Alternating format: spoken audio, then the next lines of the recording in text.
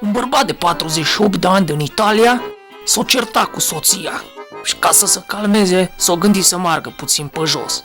E bine, s-a dus puțin mai mult pentru că s-a dus din Milan, de nordul Italiei și până la Fano, pe malul Adriatic, undeva în centru.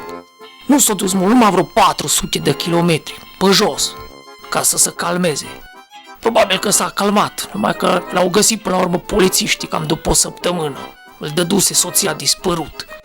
Omul le-a spus la polițiști că pe drum primise mâncare de la străini și că era obosit. Asta să vedeți faza tare. Polițiștii, în loc să se mulțumească că, au îndeplinit misiunea cu succes și l-au găsit, ce s-au gândit ei? Au calculat ei, cu ce viteză se deplasează un om obișnuit. Și apoi s-au gândit, ăsta au mers 400 de kilometri în 7 zile. Și le-a dat la calcul matematic că era imposibil să meargă 400 de kilometri pe jos doar ziua. Deci s-a dus și noaptea. Au ajuns la concluzia asta polițiștii și apoi l-au amendat pentru că n-a respectat carantina de noapte.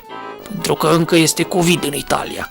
Incredibil, Asta e, poliția peste tot pe planetă, nu numai în România. Amenda n-a fost așa de mare, a fost doar 400 de euro. Au zis, dacă tot ne-a dat de lucru omul ăsta, păi hai să facem și niște bani cu el, L-au amendat și apoi l-au dat în primire la nevastă sa, care vă dați seama că n-a fost foarte mulțumită.